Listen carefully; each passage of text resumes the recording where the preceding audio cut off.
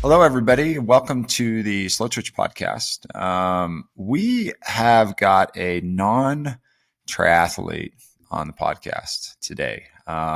Somebody that I have been following on Instagram for quite a while because I like what he's doing in the running community. We've got Paul Johnson on the podcast today.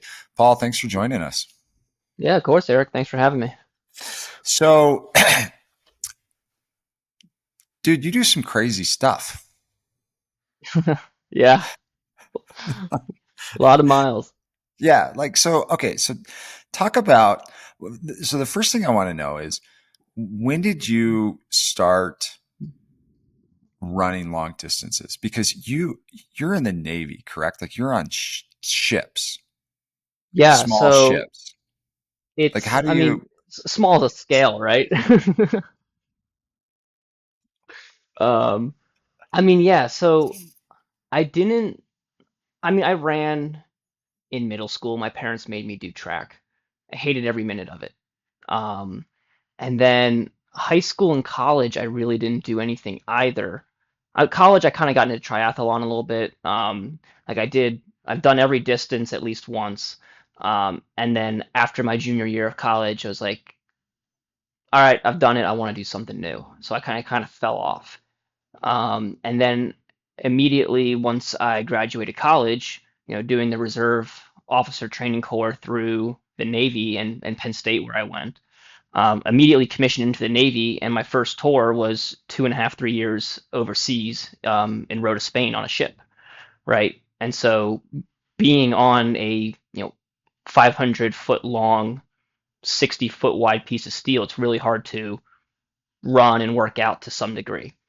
So Yes. I did a little bit of like treadmill work and things like that, just kind of to keep myself active. But I really didn't start running until probably about 12 or 13 months ago last summer, when one of my buddies who's a Marine Corps officer was like, "Hey, we're gonna run the Marine Corps marathon and we're gonna run a sub 3 hour." It's like, great, dude. I'm gonna get wrecked, but let's do it.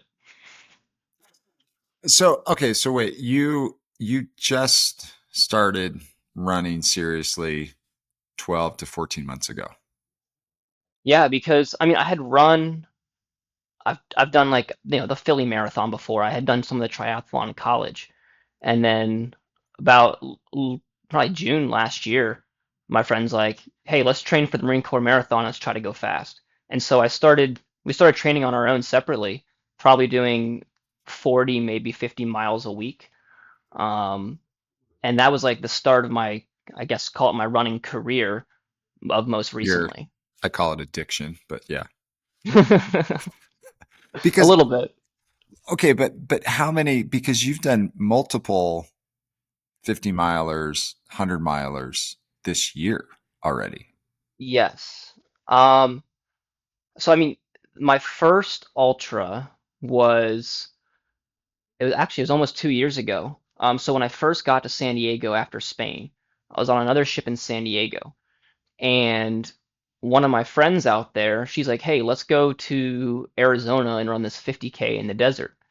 I'm like, "Sure, I've done a marathon. Like I can do an extra 5 miles." Um, it absolutely obliterated me. I didn't bring any water, no nutrition. I just tried to run it with nothing. It was terrible. Um, but at that point, I was just like, this is a lot of fun. I'm gonna do it again, but I'm actually gonna, practice for it.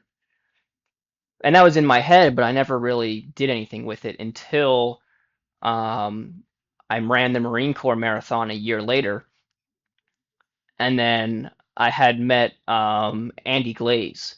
'Cause he's out in California Yes. well, And and I Andy, had we need to have Andy on the podcast. That guy's he's also just as crazy and cool. yeah. So I had seen one of his videos like a week prior. And as I was going out for one of my runs, I saw that he was racing a 100 around San Diego. I And remember that. I was looking at his track and I was like, he's going to run by the beach. I was like, I guarantee you he's going to run along the water, which is where I usually run at. Um, Is this the one that's like self-supported that he had to like yeah, plan himself and like he had like aid stations that were at like gas stations and kind of exactly. things like that. Yeah. Yeah. And Yeah. it's all through the night and It's like a completely like underground race. There's no bibs, there's no yes, tracking. It's just like you just yes. go do it. Yeah, it looked Um, awesome. yeah, so I ended up running into him on, somewhere around the beginning. And I just started running with him and chatting with him. And I probably ran a total of like 25 to 30 miles of the race with him, just talking and having a good time. Hmm. And he sort of convinced me, he's like, yeah, dude, just pull the trigger and, you know, sign up for an ultra and go for it. Um, and so I had first signed up for the Speed Goat 50K, which is where I think we ran into each other at Hmm. this summer. And as I started, training for it back in January, I was like, you know what, I could probably do 100. It's just you do it three more times or two more times. And that's when I had signed up for Canyons, which was my first 100 miler, and ultimately Okay. what got led to UTMB. Yeah, which I mean, in theory, depending on the course that you choose, you're right. If because speed goat's a whole nother world of altitude, right, and up and down. Like the elevation gains and loss in that race is ridiculous. And if you can conquer that, and then you can be selective with the 100 miler that you're doing, um, in theory, like you should be able to do 100 if you can do a speed goat 50 miler. Yeah. But I'd signed up for Canyons, did well enough to qualify just with direct entry. Hmm. And then Speed Goat kind of just turned into, well, I'm going to go and have fun with it. And like you said, the altitude absolutely wrecked me. Like, I'm in the Navy, I live at sea level, I never go to the mountains. Like, it was a terrible time, had altitude sickness during the race. But it was fun, we did it. So, Yeah, yeah, it was fun. It was fun to see you up there doing it. And you're right, it is. If people at the listening to the podcast, they don't know about the speed goat race. It was invented by Carl Metzler, who is probably known for to be one of the gods when it comes to male endurance athletes in the trail running scene. He is probably the most influential person when it comes to trail racing um, over time. And he decided that he wanted to create a race that was essentially what he thought was the ultimate, like, um, I guess, up and down race, which is why I called it the Speed Goat, because it's it's in Snowbird at the resort, and it's just rocky terrain, just up and down and up and down. I think you probably have maybe a mile of flat course while you're out there, but other than that, you're just going up and down on really treacherous, like rocks and other terrain. But it's all above like 9,000 feet the entire day. Like you go all the way up to 11,000 feet and then you're back down to 9,000 feet and you just go up and down for 50 miles. It's crazy. yeah, it was a wake-up call when my flights got delayed. So I was like, maybe I can acclimate for like, 24 hours. I was in Utah for less than 12 hours before the start of the race, and it Oh was my just it, gosh. it got me good. Yeah. Yeah. Although, I mean, don't they say if you can't acclimate, that's kind of what you're supposed to do, is go in at the last minute? I mean, I honestly haven't looked too much into Maybe. it, but if that's the strategy, then maybe it helped me out at least a little bit. So tell me a little bit about your Navy career, because that's kind of fascinating to me, of what you do for a living, specifically with what you're trying to do now when it comes to running. Because looking at your schedule, you're pretty busy. Like you're constantly running and you're constantly at work. So talk to us a little bit about that. What do you do for the Navy? Sure. So, I mean, my official title is I'm in a surface warfare officer in the surface community. So when you think about the Navy in a traditional sense, you think of, big gray steel ships, and that's typically my normal office. So my first two tours in the Navy, first 5 years, were on ships, a destroyer and a cruiser. Just they're slightly different, They look different, different capabilities. Um, and within that ship, my first tour was all engineering. So I was a division officer. I had about 30 sailors that worked for me, and specifically, we were repair division. So I had people like damage controlmen, think of like a firefighter, hull technicians, which you could think of as fabricators or welders, and then who else do we have? I think those were the main two. Um, so we were responsible for things within engineering like the plumbing, showers, fire pumps, damage control equipment, anything that we would use to help save the ship if it were damaged. And that would be like my day job on the ship. And then the other part of that job would be actually up in the pilot house, actually driving the ship, operating it across the ocean, interacting with other vessels, navigating it to where we need it to go. And then also part of that job on the other side is working within our combat information center, which is where all of the weapons and combat systems feed into and allows us to track with radars, identify contacts, all of our communications, firing of our weapon systems would all happen in that area. And so you kind of have to learn, you know, how do you operate the ship and make it run from the people level that you're responsible for, and then while working on qualifications for driving the ship and qualifications for fighting the ship. Okay, so how do you manage all of that with your running? Yeah, so it definitely is very difficult. A typical underway schedule when the ship's at sea and we're all living on board 24/7. Uh, Typically, we would have what we call four section duty or four Hmm. section watch, meaning there was four rotating sections and you stood 3 hours of watch at a time. So typically, the watch that I found myself on was the 12 to 3. So from noon to 3 p.m., I was up on the bridge. I would have 9 hours off, and then from midnight to 3 a.m., I'd be back on the bridge again, and that cycle keeps repeating. Hmm. And that would be your normal watch. Your 9 hours off, you would use for everything else that you have to do on the ship, including your normal administrative jobs, eating, sleeping, working on qualifications, and potentially working out. And so what I ended up doing there was nobody's awake on the ship at 3 a.m. when I get off watch. Everyone's Right. sleeping. So as soon as I was done watch, I'd run downstairs, I'd change, and I would just go into the gym for an hour by myself from 3 to 4 a.m.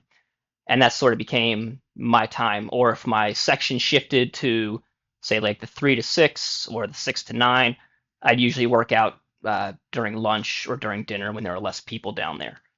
The running portion didn't really take off until I was in San Diego because that ship I actually never had to go underway with. It was going through what we call a yard period, where they're doing all sorts of maintenance. The ship's in pieces. There's scaffolding everywhere. There's contractors on board.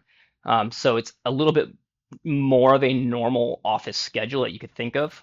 Hmm. Um, Still a lot of things where I'm sleeping on the ship every fifth day for 24 hours because people have to be there at all times.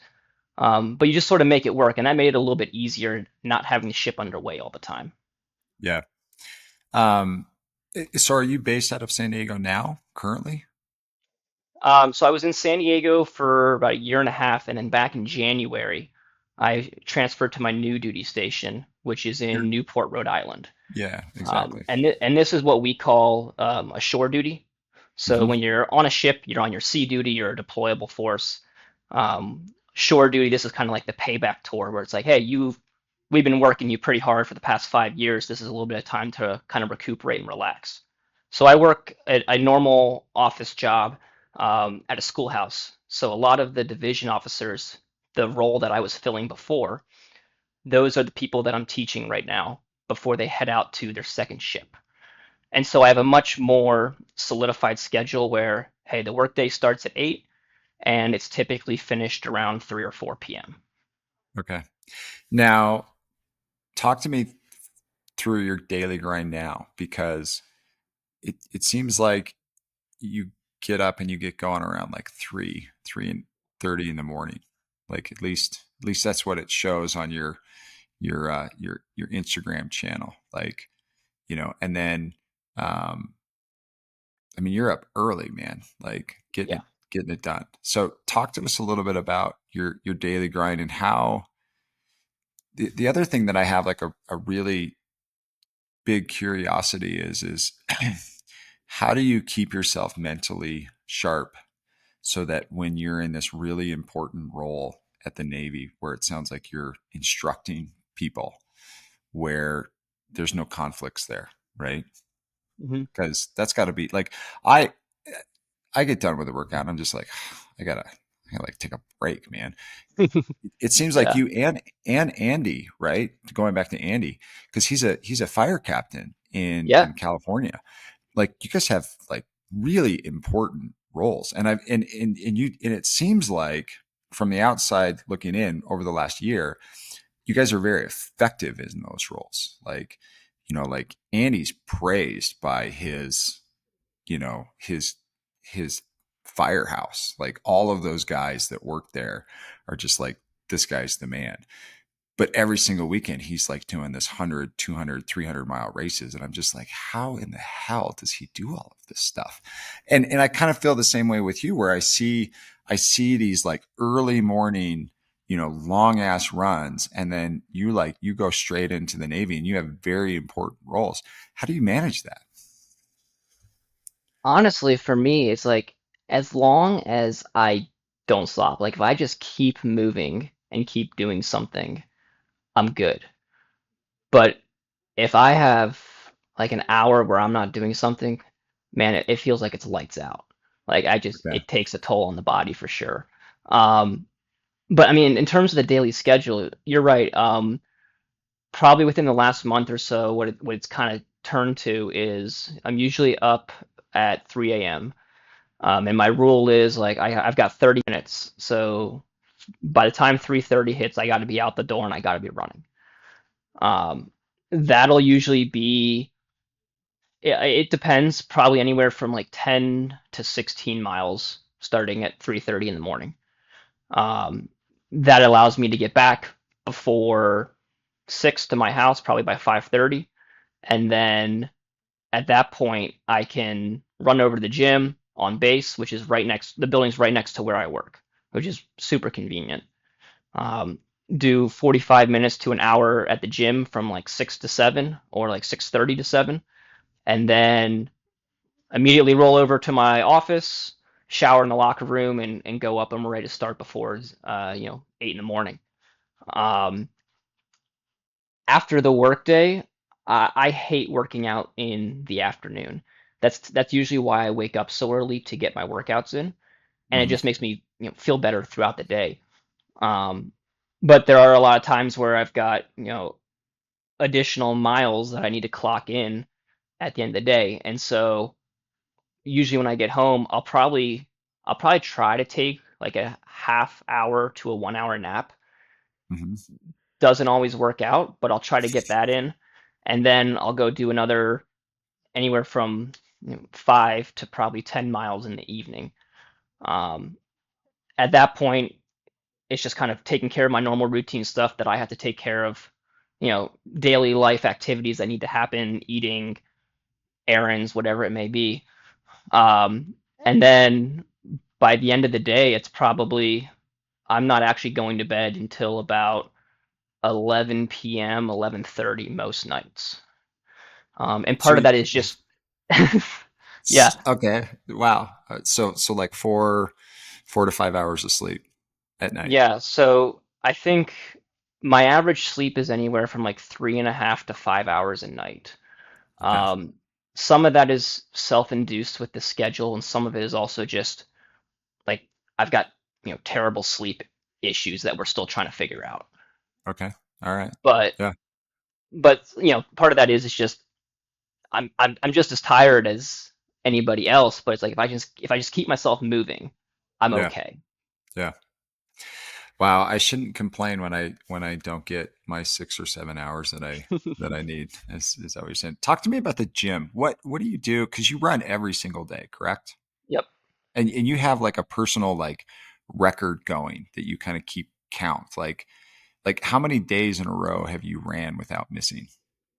Um, I think we're on day like 235 or so. I always have to Yeah, Google like like how many days since. yeah. Um, but January 2nd was the day that I arrived in Newport. Yeah, January 2nd, I think, was the day I arrived in Newport, Rhode Island.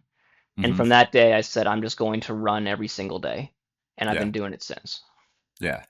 And and then you talk about how you go to the gym afterwards. Do you do the gym every day or do you do the gym 3 or 4 times a week? What talk to us about the gym? So I lift, basically, I lift heavy Okay. Monday, Wednesday, Friday. Okay. And So that'll be three for days a about week. 3 days a week. I'm lifting for about 45 minutes to an hour. Um, the other days, like Tuesday, Wednesday, I try to do just movements and stretches, really working the glutes and trying to loosen up like my IT band. Hmm. Like we just call it our booty blasting. It's like Okay. Tuesday, Thursday, and maybe a Saturday or Sunday. I'm doing my booty blasting, and that's just again 30 minutes to an hour, depending. Just working the legs, trying to stretch out, trying to keep everything loose. Yeah. Any injuries that you've been dealing with at all or have dealt over the last couple of years that you've been really ramping up mileage? Um, the only injuries I've had have been from trying to do shorter races, and like, I mean, which is relative, right? Because Speed workouts. I think a marathon is, I hate marathons. I think they're just a sprint the whole way and it hurts, and I'd much rather just go like long, slow miles. But I um, agree with the fact that like I also hate marathons, but I also just go with like the slower ones instead of like or the shorter distances instead of like the longer ones. sure, yeah, I get too competitive, I guess. Yeah. Um, but I've had like a chronic issue with my right knee. But that was Okay. because I crashed a motorcycle when I was in San Diego. And so I've just basically had issues with that knee ever since. It's pretty much the running actually made the pain a lot less substantial, and now it's just sort of like a numbness in my right knee that I don't Okay. really notice unless I put pressure on it or when I'm running for a long time. So that's not really Yeah. been related to the running. That's just more I'm an idiot and I lost traction on a turn type of thing. Yeah. Um, in terms of the running, when I did Marine Corps marathon last October, I ended up with a stress fracture in my left leg about a week before the race. And then like it hurt and I was in DC for the race and I'm just like, you know what?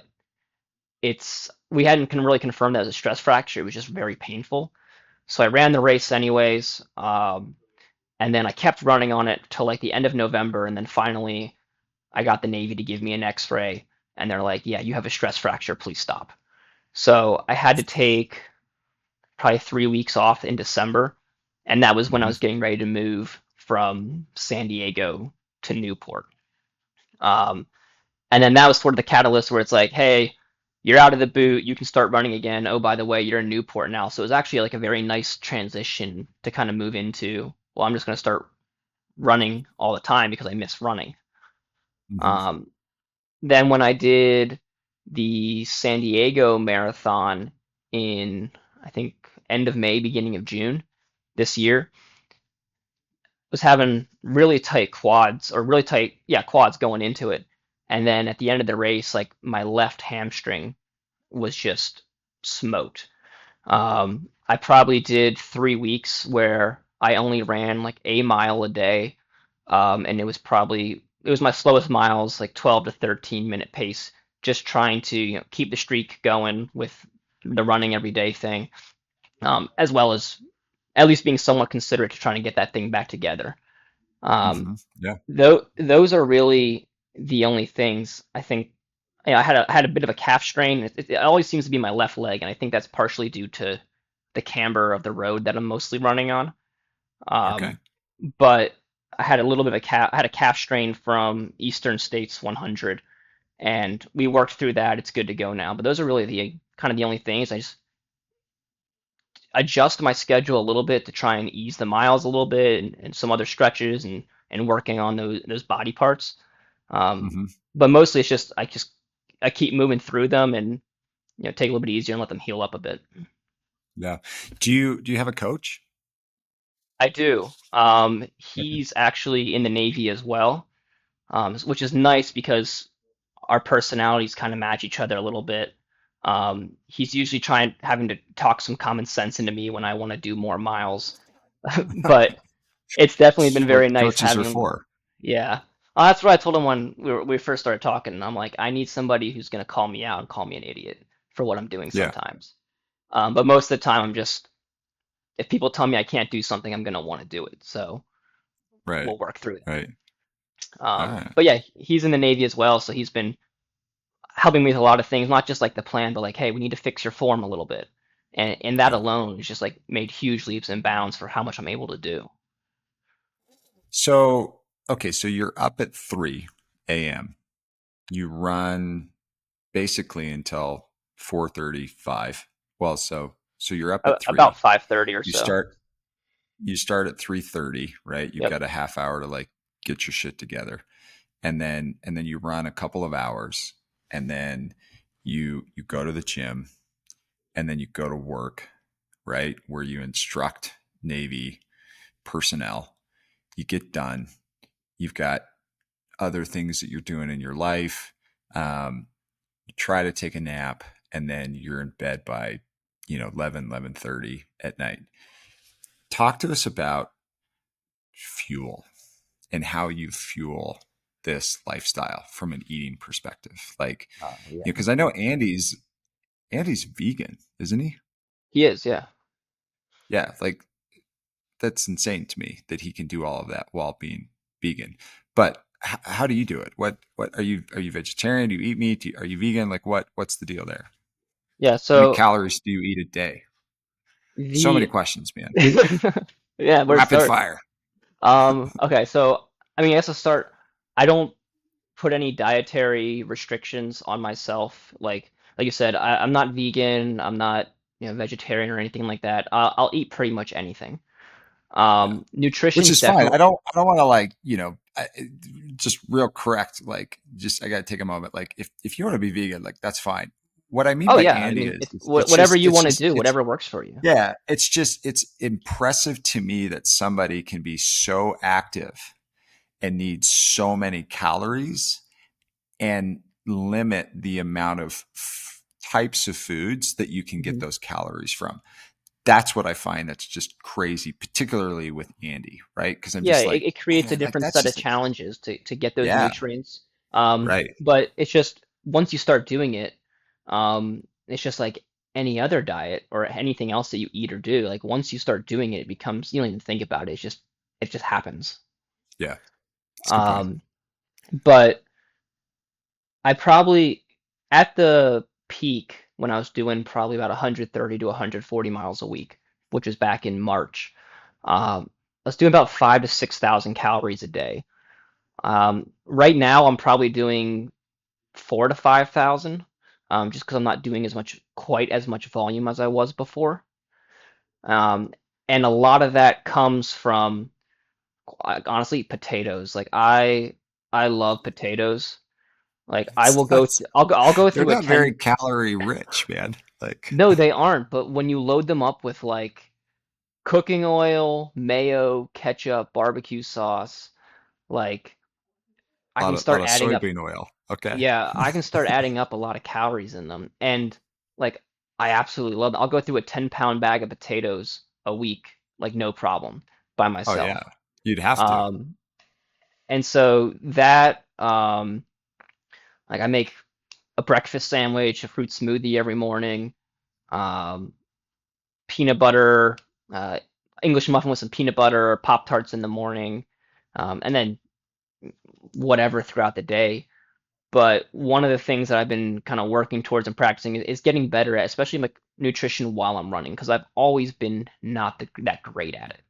Hmm. Um, Experimenting with things like Tailwind and Scratch, um, Nutri-Grain bars, peanut butter crackers, just trying to figure out like what my body can tolerate and getting that figured out has definitely helped a lot. Just being able to sustain for these longer runs. Yeah. Any particular um, runners to the front when it comes to things that your body can can digest, and you like, what do you like? Are there winners so far between all of those things? In terms of like, I like being able to drink my calories, like the tailwind or the scratch. A big Hmm. fan of that. I haven't decided which one I like better. I've got like, a huge stack of each, and I kind of just go back and forth whatever I'm in the mood for that day. Um, I liked like goo gels for a while, but I haven't done them in probably a month or two. I Hmm. think I'm gonna be using a bunch of those for UTMB just because they're easy. But otherwise, I love the peanut butter crackers, like little Ritz crackers, the six pack with the peanut butter or the cheese in the middle. Um, those were great, and I think I'm gonna start getting back into the Nutri-Grain bars as well, just because it's nice having that solid food. Um, and I can eat pretty much anything when I'm running. I just may have to take it a little bit slower if that's the Yeah. case, if it's something new. Yeah. Do you ever eat like pizza on the run? I did in Canyons. I had a Okay. slice of cheese pizza. I regretted it for a little bit, but I kept it down, and it was some good calories, I guess. Yeah. That was the only time I did like pizza. Boiled potatoes during races, pierogies, grilled cheese. Those Hmm. things are all pretty good. Yeah. Oh, soda. I love soda when I'm running. Okay. Coke, Yeah, Coke. Dr. Absolutely. Pepper. What's your favorite? Coke. Okay. Do you do you make sure that it's flat before, or you just don't care? You just give me a can. I'm good. Just give me a can, I'm good. Yeah. I mean, I think I prefer having, all the bubbles in there because to me, it like helps settle my stomach a little bit. Um, That's interesting you say that, because you know outside of some of the Tour de France riders that literally are handed a can of Coke, you don't really see that very often in races and race supports. Like in Ironman, like it's always poured into a cup where it can start to defizz.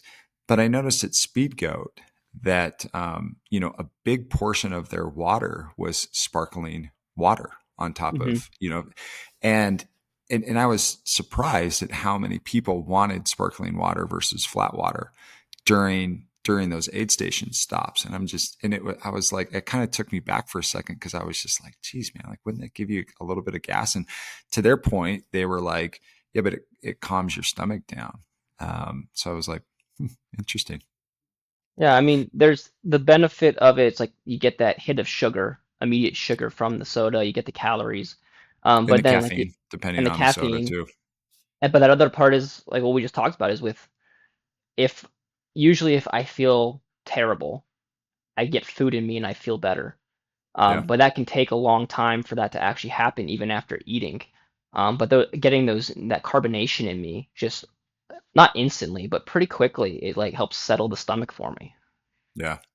Talk to us about shoes, man. What are you running? Yeah, it seems like you're kind of a big Hoka fan, but I've seen some other shoes on you as well. Yeah, I do.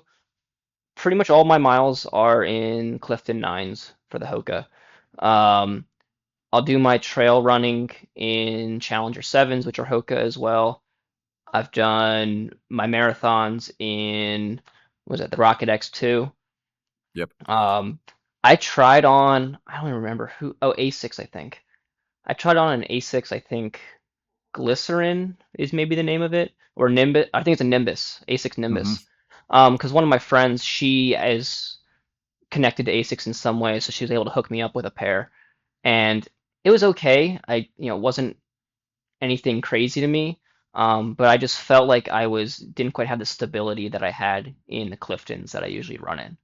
Yeah. So I Well, still got A6 it. are generally like more narrow of a shoe too. Like I personally can't ever really run an A6. Although the new ASIC carbon shoe is a little bit wider, but in the past A6 has always Hmm. been like super narrow compared to like other shoes. Yeah, and I don't have super wide feet. Like I usually, my boots are normal width, my shoes are normal width. Hmm. Um, but I was talking with the guys down at my local run shop because I was kind of looking into the oh, what is it? The Bondi, Hoka Bondi, which Yes. has a little bit wider of a base, kind of like the Challenger does. Hmm. Um, but I'm trying to experiment with some new things rather than just always running the Clifton 9. Um, and I had just tried it on. I'll probably get a pair and do some runs with it. But just initial impressions was I really liked just how stable it felt in that Bondi. Yeah. I think they also have like a Bondi X with like a carbon plate in it too as well. So Yes. a lot of Yeah. interesting stuff there. Yeah. Have you tried their new Tecton X2 shoe? I have not. That's their trail run shoe, right? Yeah, and it's my personal opinion. It's the very first what I consider to be like a really good trail shoe that they've made. Okay. That I don't feel like I'm gonna break my ankle when I'm on like single track. You know what I mean? Because it's Sure. like if you're on like fire roads or you're running a little bit slower, you want all of those like big cushiony shoes that Hoka makes, right? But if you're doing like anything where it's like you've got to do like some fast miles on like really tight single track, I just felt like there was no stability there, right? Because you're on such a big platform that it's like you just feel like your ankle is going to break off the sides. You're kind of like slower runners running in like the Nike Superflies on the road. Like you just Right. see their like indentions, like you're just like, oh my gosh, man, like I can't even watch that. But like the Tecton 2 or the X2 was it just felt different. I was like, man, this is like they've actually figured out like kind of what Yeah. I would consider to like the short course, and it's got a carbon plate in it, but it's still squishy. So, anyways, I know you're not sponsored by Hoka and whatnot, and nor are we. But if you're looking for a shoe suggestion, probably go Okay. try those out. Yeah, I'll have to check it out. So you are about to go to the biggest trail race in the world. The Super Bowl of trail running. Yeah, which I have not had an opportunity to check out in person myself. Um, Talk to us about that. Like, I mean, this is something that like people try decades to get into, and here you are going like 2 years into Yeah. it. Talk to us about like your excitement when you figured out that you had qualified. I want to know how you got work off to go, and your prep for that race, and yeah, give us the lowdown, man. Yeah, so I mean, to be honest, I did not expect to be going this year even at all. Um, I mean, specifically, we're talking about UTMB. Um, Yes. the I didn't really know what it was until I did that run with Andy like last year, like October timeframe, I think. Um, and we were talking about it, and I'd seen his videos, I had seen him posting about it, and I was like, that seems super cool. I want to do that. And he was explaining to me the process, how you got to get your running stones and you enter the lottery, and then that's how you get in.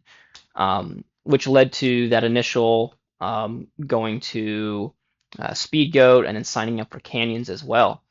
And so my only goal with it was, okay, well, my plan is I'm not going to get in for this year because like that's pretty much already decided at this point.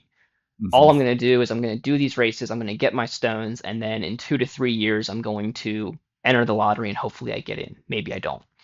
Um, and then at Canyons, I ended up doing pretty decent. I think I finished 21st or 23rd overall. Did you beat Um, Andy? I did beat him. I had some Nice. help though. I had a pretty badass pacer with me. Um, Yeah, I want to talk to you about her as well because it's funny how you got some grief on social media about why you chose a female pacer. Like, oh yeah, it's pretty wild just mind boggling. Like that someone would have the balls to be like, why do you have a chick running with you? Like, are you kidding me? for sure. But she's fast. Yeah, she's quick. She's competing this weekend at the 70.3 for Worlds. Oh, is she really? So, That's oh awesome. yeah.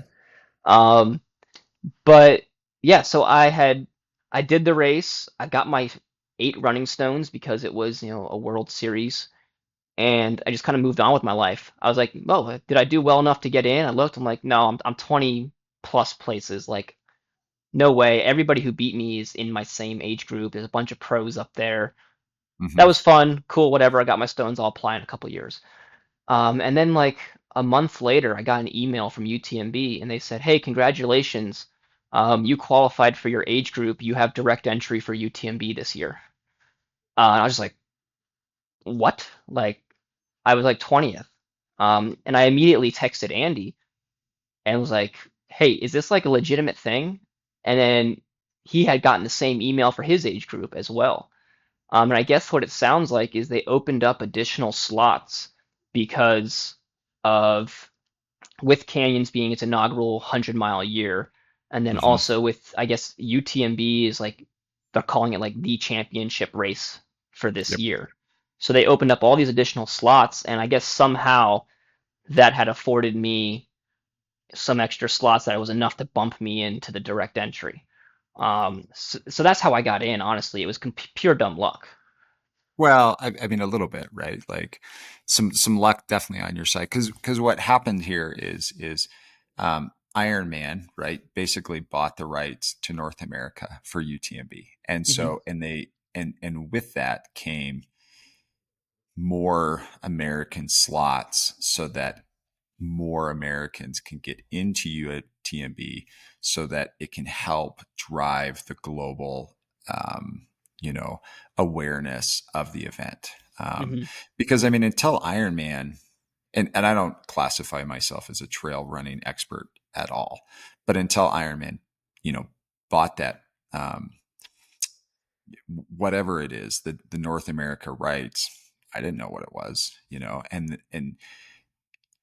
and I think a lot of Americans were like that as well. And so now that they're here in the States, they're setting up new races, they're allocating more slots so that, it drives awareness. There was just more opportunity for people like you Sure. to legitimately like qualify for it. Cause it's not like you had a slow time. It's not like you like bought your way in. Like you showed up, you qualified, and now you get to go. Um, which I think is great, because people like you will bring a lot of awareness to that event, which it's earned, it's recognized, it needs more awareness to it, particularly in the United States. Yeah. Um, so when do you leave, man? Um, I fly out evening of the 29th. Fly out of Boston. Think I have a layover in Madrid, and then I'll land in Geneva when the morning of the 30th. Okay, but that's not a lot of time there, because you're No, there like it's a couple of days before the race starts. yeah. So I'll get there on a Wednesday. I'll land in Switzerland on a Wednesday morning. The race starts that Friday evening. Hmm. So it's about uh, just over 48 hours, which is honestly the most time I've ever given myself to get to a race. So I'm proud of myself on that side of things. Um, but I just like I'm usually much more of a get in, get out type of thing whenever I go to a race. Um, and that's sort of what this is. I think a couple of days earlier, just because of the international travel and big time zone differences, which I'm just going to kind of ignore and try to use it to my advantage with the late start. Hmm. Um, but otherwise, it's just show up a couple days early, check in, do the race, um, hang out for a day, and then fly out that following Monday morning or evening, however it works out. Yeah. How has your training been going into this race? Because you had your first DNF, correct? Just recently at Yeah, 100, yeah. and So 2 weeks ago, yeah, and it was because you were not prepared for the weather. And if you look at the weather forecast for Chamonix, oh yeah, you got you guys are going to have some weather. it's gonna be a wet one. Yeah. Um, yeah. So I So, mean, which is funny because at at all of these American races, right? These trail races that I've gone to, so Canyon, Speed Goat, right? There's these like massive rules from UTMB, right? That you have to have all of this stuff with you, right? Which seems a little bit weird when you're in canyons and it's supposed to be a high of 100 degrees, but like you have to carry like a waterproof jacket in your bag, like And during waterproof the pants and yeah, like all you have that. to Yeah. carry all that stuff, right? And then, It's like you 10 know, pounds worth of gear. yeah, and then you've got people like you that go to a race where that's not required and you get caught in a rainstorm and you're like, no, I'm done. Like, can't do it. Yeah, well, it was funny because it's like for Eastern states, I knew it was gonna rain. Like, I knew it was gonna rain. I knew it was gonna thunderstorm. I think I was one of like maybe out of the 250-ish people doing it, I was probably like one of 30 that actually carried a rain jacket with them the entire time. Hmm. Um, so I just remember being on the trail. I had my rain jacket on, and like people had their space blankets out, which is like the only required item they were supposed to have, and they're like Yeah. shivering trying to like run down the trail. And I was like, well, I'm dry. Like oh, my feet are wet, but that's not a big deal. Um, yeah, it wasn't so much like the being wet and being in the rain portion that was like the DNF for me. Um, it was really like I had that calf strain that started at like mile 10. Hmm. So I was dealing with that. And then like obviously I was getting tired. I was doing the solo division. It was getting late into the night, and just like that last mile leading to the aid station, I think like mile 62 or something, where I ended up dropping. Like I was just walking on the trail. And I fell 4 or 5 times in that 1 mile just walking. Hmm. Um, and I was thinking through it. I was like, this is not like the ultimate goal for me. I'm like, the goal right now was I was just going to use Eastern States as like a training run for UTMB, because Hmm. it's a great way to get some vert in, some good trail running, which is something that it's hard to get here in Rhode Island. Yeah. So I'm like, I'm just going to use this as a training run. I was like, the last thing I want is like it's pretty rocky for the Eastern States, a lot of exposed climbs, like 20,000, I think Yeah. 20,000 feet. Um, I was just like, the last thing I want to do right now is hurt myself, and I'm already in like pretty bad shape. We're gonna call it here, and we'll get ourselves right for UTMB.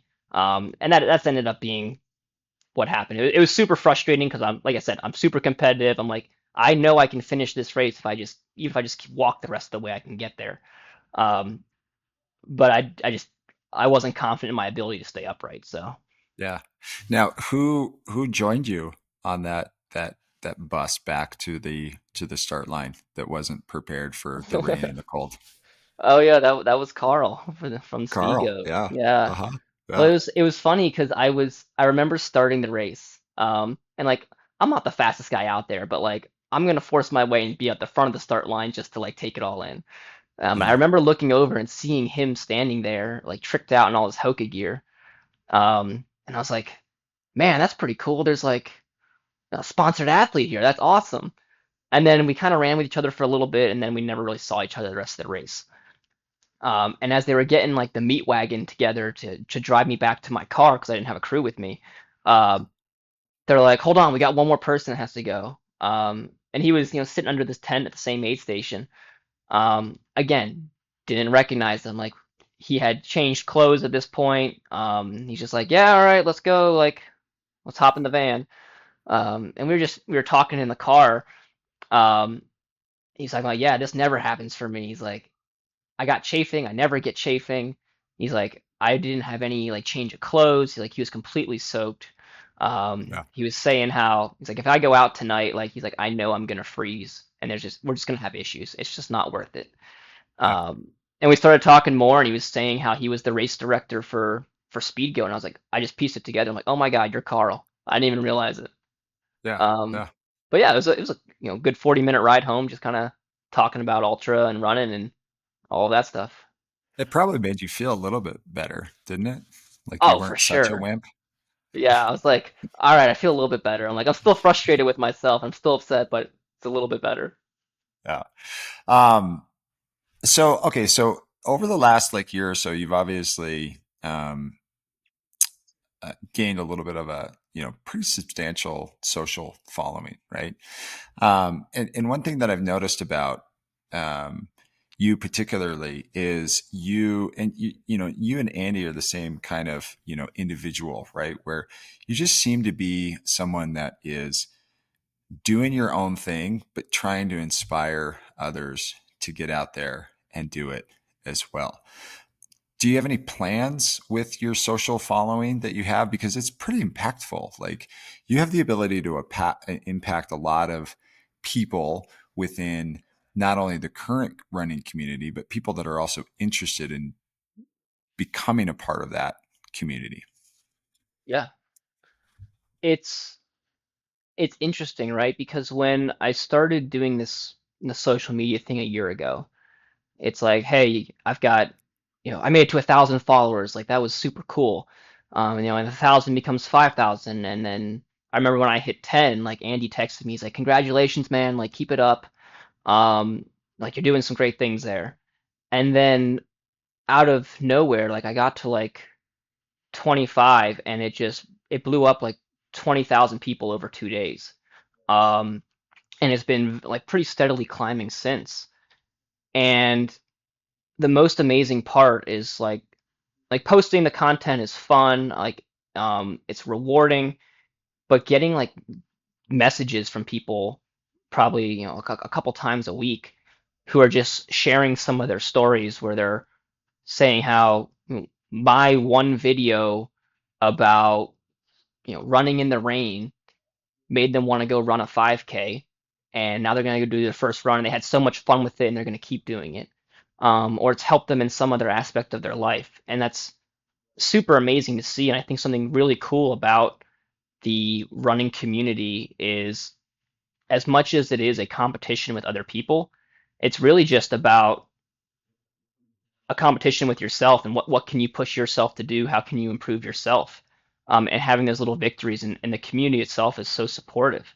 I think that's one of the most amazing things about it. But in terms of like the long-term goal with kind of how I see the social media thing going, I haven't really figured that part out yet. Um, Luckily, I have the ability where like I don't get paid for any of the influencing or content that I do. Luckily, I'm able to do it in conjunction with the Navy, who's paying me my salary, as long as I keep Mm-hmm. doing my Navy job, which I'm on a contract for. Um, but eventually, that's going to come to an end, and I can kind of see where this goes from there. Um, one of the things that I am looking at, which it was just kind of funny that you bring this up, is for me, running has done a lot in terms of like uh, mental health along those aspects. Um, a lot of like we talked about issues with the sleep, also like a lot of issues that developed with like anxiety along those lines, particularly from the overseas tours with the Navy, and that has helped me so much. So I try to encourage other people to do just get active, even if it's not running. Get outside, go for a walk, go to the gym for a little bit, um, and help people with that respect. So like the big project that I'm working on right now is I want to run transcontinental across the U.S. Um, Mm-hmm. I want to go LA to New York City, and along that way, because of the opportunity I've been afforded with the social media and the following, is try to raise a bunch of money for some veteran health and wellness organizations. I think our goal is going to be $1 million during that run. Um, and like I said, I'm competitive, so I think like we're trying to raise the money, and then I also have a goal of I want to set a new world record for it as well. Yeah. So that's And like when do you want to do that? the timeline that I'm looking at is like March of 24. So like what, 6, 7 months. So like Shut once, up for you. yeah, it's a big goal. So like once I finish UTMB, I've got I've got like two more races. I've got a 75K, and then I've got the Marine Corps Marathon again this year. Mm-hmm. But other than that, once I finish UTMB, like I'm pretty much cutting trail running out of my life for Mm-hmm. a little bit at least. And I'm going to start focusing on trying to see if we can hit that goal. How long would that take you to run across? What's the record now? The record right now is 42 days, 6 hours, 30 minutes, which is about 72 miles a day. Okay. My goal would be 75 miles a day, which would be 40 days. So I want to try to beat the goal by 2 days. And how long does that take you to run 75 miles a day? Anywhere from 12 to 15 hours of running a day. Basically like a 9:30 to a 12-minute pace. Hmm. Wow. Wow. Let us know if we can help you with that. We got a big platform, man. Oh, for sure. I I've think I got think that's pretty cool. the Navy may or may not be on board with it. They support it, but they also can't support it due to like legal and fiscal reasons. Yeah, I'm sure they've got their like hands tied Yeah. with a lot of that political stuff, unfortunately. But But I am pursuing some corporate sponsorships right now. I'm waiting to hear back on all of that. Um, but yeah, basically the plan is like once I start to get at least a yellow light for it. I don't even need a green light. If I at mhm, least get the yellow light for it, um, the plan is to start leveraging a lot of the running community to help support this thing and bring awareness, whether it's through outlets such as yours with the podcast, other podcasts, other social media, running content creators, is just really try to blow this thing up as much as we can. Because sure, like getting the record would be cool, but that's not the goal.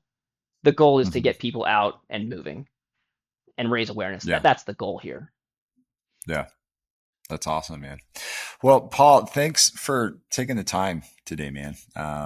And thanks for your service for our country as well. We appreciate it. And we're indebted to you for all that you've done. Um, we will be we'll be cheering you on next week when you're in Chamonix. And before we end, just kind of tell everybody where they can find you on social media and stuff so that they can give you a follow. Sure. So main platform really is Instagram. You can find me at Powie Johnson. It's basically Paul Johnson, but instead of an L for Paul, it's an I. So PauI Johnson. All right. Sounds good. Uh, thanks for joining everybody on the episode today. We will talk to you next week. Yeah. Thanks, Eric. Great talking to you. You bet.